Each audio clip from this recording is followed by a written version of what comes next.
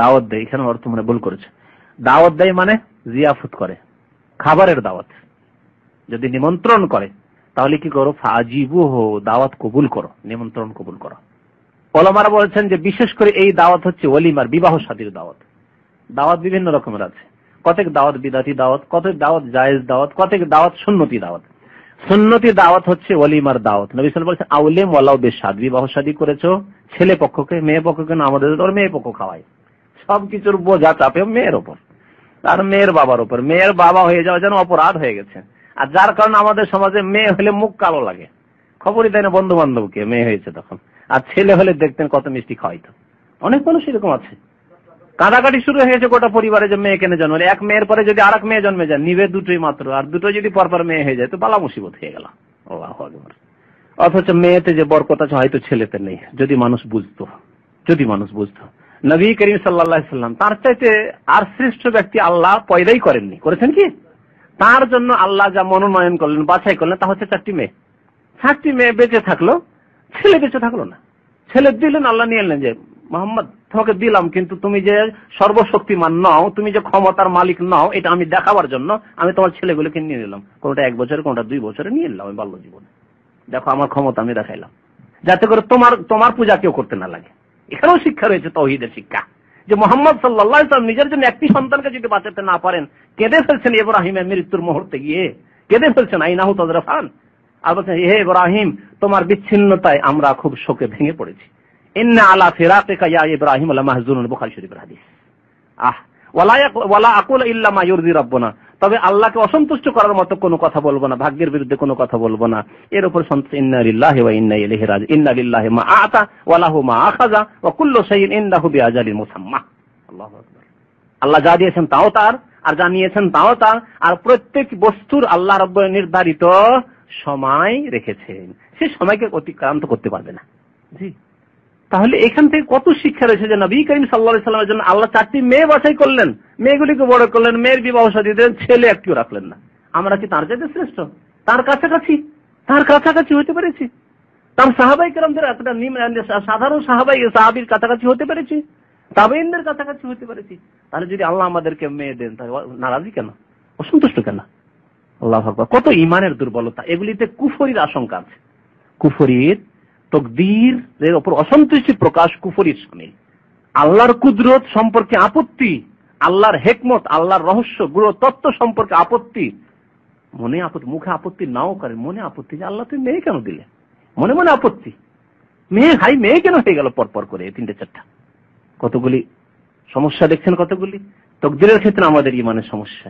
আল্লাহর কুদরত, হিকমত, আল্লাহর ন্যায় বিচার, আল্লাহ যে সবকিছু জানেন তুমি জানো না, তুমি দূর পর্যন্ত জানো। হতে পারে তোমাকে একটা ছেলেটি ডাকাত হতো, ছেলেটি লম্পট হইতো, আর তোমার মেয়ে মাশাআল্লাহ আলহামদুলিল্লাহ লালন পালন করে 14, 15, 16 বছর, 18 বছর হলে বিয়ে শাদী দিয়ে দিলেন, আরাম পেয়ে গেল, ভালো একটা ছেলের হাতে তুলে দিয়ে দিলেন। আল্লাহু আকবার। তো শোনেন, দাওয়াতের ক্ষেত্রে দাওয়াত দিবে ছেলে পক্ষ এবং অলিমার দাওয়াত দিবে। ওমান দাআকুম ফাজিবু, এই দাওয়াত হচ্ছে সুন্নাত। আউলিম ওয়ালাউ বিশা, তোমরা ওলিমা করো যদি একটি ছাগল দিয়ে হোক, কমের পক্ষে একটি ছাগল, যদি ছাগল দেওয়ার মতো শক্তি থাকে তাহলে, আর না হলে বেশি যত পারেন উট করেন, গরু করেন, 10টি, 20টি, 25টি, 50টি, কোনো অসুবিধা নেই, জায়েজ। তবে অহংকার না আসে যাতে করে।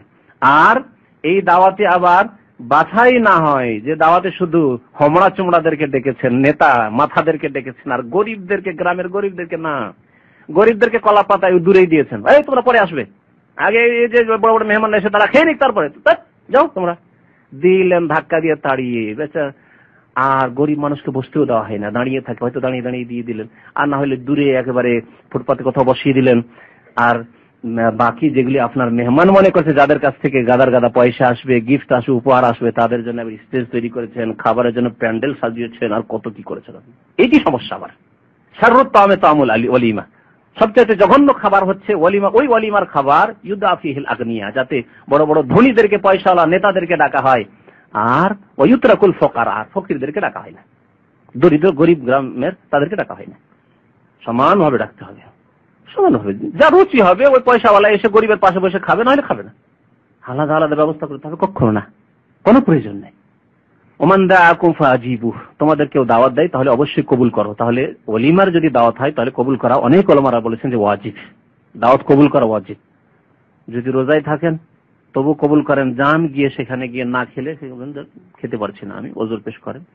আর না হলে নফল রোজা ছেড়েও দিতে পারেন আপনি দাওয়াত খাওয়ার জন্য, কোনো অসুবিধা নেই। নফল রোজা ছাড়তেও পারেন, কোনো অসুবিধা নেই, এর প্রমাণ রয়েছে। নবী করিম সাল্লাল্লাহু আলাইহি ওয়াসাল্লাম বহু সময় এরকম করতেন, খাবার যখন আছে ভালো খাবার তখন খেয়ে নিতেন, হয়তো রোজার নিয়ত করে নিয়েছিলেন নফল রোজা। আবার কখনো দেখতেন যে বাড়িতে কিছুই খাবার নেই, জানতে পারলেন আর সকাল থেকে কিছু খাননি, তখন রোজার নিয়ত দিনেও করে নিতেন জোহরের আগে আগে। অন্য অন্য দাওয়াতের ক্ষেত্রে দেখতে হবে দাওয়াতগুলি যদি বৈধ দাওয়াত হয় তাহলে খাওয়া ভালো, দাওয়াত কবুল করা ভালো, মুস্তাহাব, অবশ্য ওয়াজিব না হলেও মুস্তাহাব। আপনাকে দাওয়াত করলো, বন্ধু হিসাবে দাওয়াত করলো, কোনো পার্টি সাধারণ, কোনো এমন কোনো বিদাত উপলক্ষ নয়, শিরকি উপলক্ষ নয়, তাহলে কবুল করা ভালো। আর যদি শিরক উপলক্ষ হয়, 25 ডিসেম্বরে বড়দিনের দাওয়াত, কালী পূজার হিন্দুরা দাওয়াত দিল, হ্যাঁ, দুর্গা পূজার দাওয়াত, সরস্বতী পূজার দাওয়াত দিল, হ্যাঁ, স্কুল কলেজ ইউনিভার্সিটিতে বিশেষ করে সরস্বতী পূজার দাওয়াত হয় হিন্দু দেশে, বা হিন্দুরা যেখানে আছে প্রভাবশালী হয়ে, সেখানে খ্রিস্টান দেশে খ্রিস্টানদের ধর্মীয় দাওয়াত আচার অনুষ্ঠান, তাহলে এইগুলি জায়েজ নাই। এইরকমই কেউ যদি মিলাদুন নবীর দিনে দাওয়াত, আজকে 12 রবিউল আউয়াল তাই দাওয়াত, বিদাতীদের দাওয়াত, মুসলমানদের কথা এখন নেন। কেন শুধু হিন্দু আর খ্রিস্টানদের কথা বললে ভাবেন যে শুধু হিন্দু আর খ্রিস্টানই হয়তো না, মুসলিমও যদি শিরক বিদাত করে তাদের দাওয়াতে যাওয়া জায়েজ নাই, ওইভাবে হারাম, যেমন ইহুদি খ্রিস্টান আর হিন্দুদের দাওয়াতে যাওয়া হারাম। ওই তো বললাম, জন্মবার্ষিকী, সে নবীর মিলাদি হোক, জন্মবার্ষিকী হোক, আর নিজের ছেলের বার্ষিকী হোক। শুনেন, দাওয়াত যেগুলি বিদাতি দাওয়াত, সুন্নতে নেই বা জায়েজ নয়, সেগুলি চলবে না।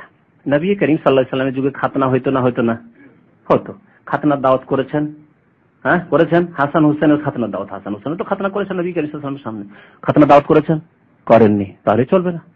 তাহলে খাতনা করা হচ্ছে 5টি যে প্রাচীনতম সুন্নত তার একটি, তাই না? তার মধ্যে একটি হচ্ছে কি, মোচ কাটা, হ্যাঁ, মোচ ছোট করা। আরেকটি হচ্ছে নাভির নিচের চুল সাফ করা।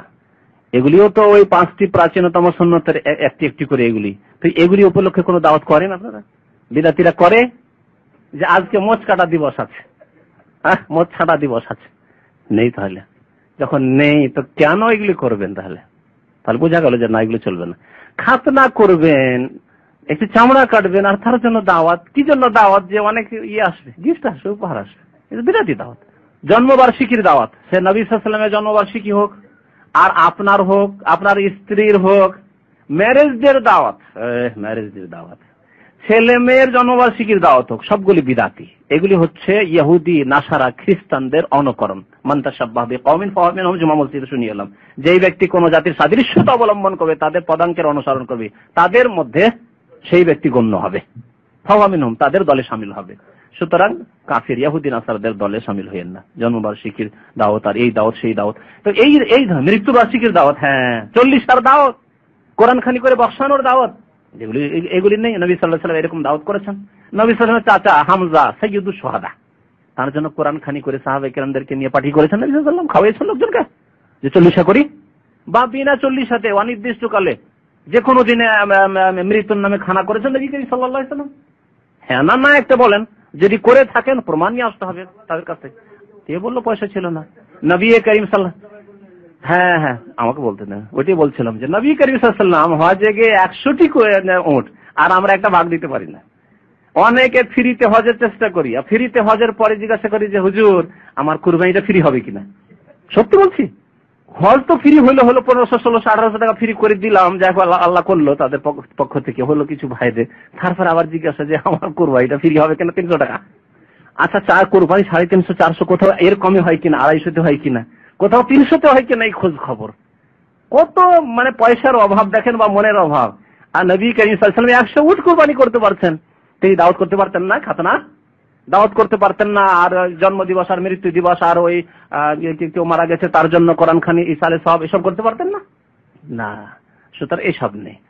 বাকি কথা হলো যে কোনো জায়েজ মহব্বত বাড়ার জন্য, ভালোবাসা সম্প্রীতি বাড়ানোর জন্য, যে মাঝে মাঝে ডাক্তার সাহেব দাওয়াত দিবেন, ডাক্তার সাহেবকে মাঝে মাঝে দাওয়াত দিবেন, মাঝে মাঝে ইঞ্জিনিয়ার সাহেব দাওয়াত দিবেন, তাকে আপনি দাওয়াত দেবেন। এইভাবে একে অপরকে জুমার দিনে এখান থেকে নিয়ে কিছু ভাইকে নিয়ে গেলেন, তবে বেছে বেছে নয়। আবার অনেকে কিন্তু বেছে বেছে চেহারা চেনে চেনে নিয়ে যায়, যে কে আমাকে বেশি খাওয়ায় তাকে খাওয়াবো। তবে হ্যাঁ, যে খাওয়ায় তাকে খাওয়িয়ে বদলা দিতে হবে, এটা একটা কথা আছে। যে ব্যক্তি নিজে প্রথম খাওয়াইতে পারে না, সে কমের পক্ষে যার কাছ থেকে খাওয়ায় তাকে বদলা দেওয়ার হুকুম আছে, এই হাদিস আছে। বলি, এটা সময় শেষ হতে যাচ্ছে। ভালোবাসা বাড়ানোর জন্য মুসলিম ভাইদের মধ্যে ভালোবাসা বাড়ানোর জন্য দাওয়াত দেওয়া ভালো কাজ, ভালোবাসা মুসলিম হিসাবে।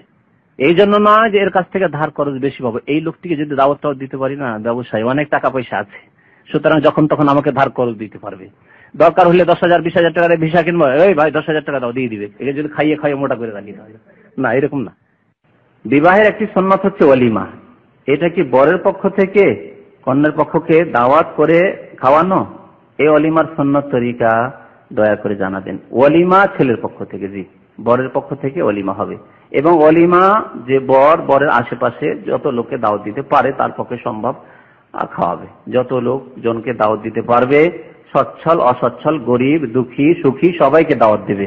নবী করিম সাল্লাল্লাহু আলাইহি ওয়াসাল্লাম বলেছেন শাররুত তামে তামিল ওয়ালিমা, ওই ওলিমা হচ্ছে জঘন্য ওলিমা যাতে ইউদ আলাহাল আগনিয়া, যদি পয়সাওয়ালাদেরকে ডাকা হয় শুধু আর গরিবদের দাওয়াত না করা হয় তাহলে হচ্ছে জঘন্য ওলিমা।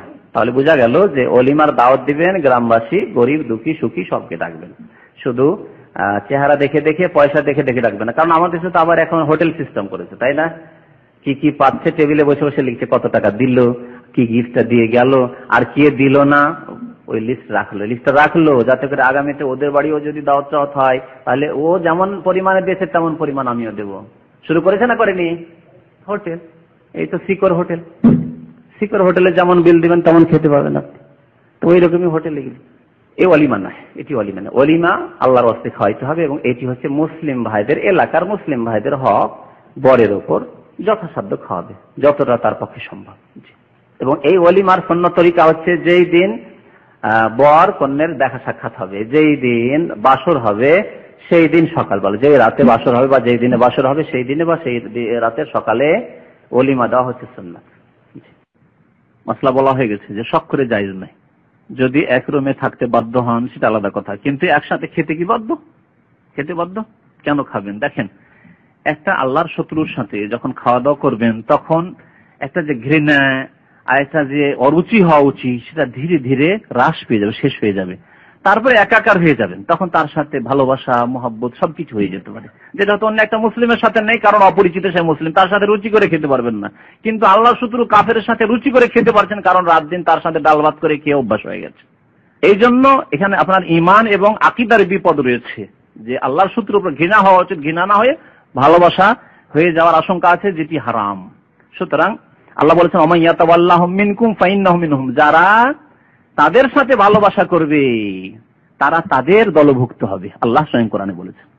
সুতরাং এইরকম যাতে না হয়, তো এইরকম অবস্থা যাতে না হয় যে আপনি তাদের সাথে খাচ্ছেন। তবে একটি অবস্থা, আপনি দেখছেন যে এই লোকটি ইসলামের খুব কাছাকাছি, আর একে নিয়ে সাময়িক 2-1 বার যদি আমি খাওয়া দাওয়া করি কখনো সাথে নিয়ে, তাহলে আকৃষ্ট হয়ে যাবে আর কলেমা পড়ে নেবে, সেটা ক্ষণিকের জন্য করা যেতে পারে। আর স্থায়ী বছর 2 বছর আছেন আর একসাথে খাওয়া দাওয়া করছেন, জীবনে ইসলামের দাওয়াত দেওয়ার তৌফিক হলো না, এত ইয়েতিম মুসলমান যে আপনার কাছে দিনের এলমও নেই, আর যাদের কাছে এলম আছে তাদের কাছ থেকে ক্যাসেট বা কিতাব নিয়ে যে দাওয়াত দিবেন তাও দিলেন না, একসাথে খেতে থাকলে জায়েজ না।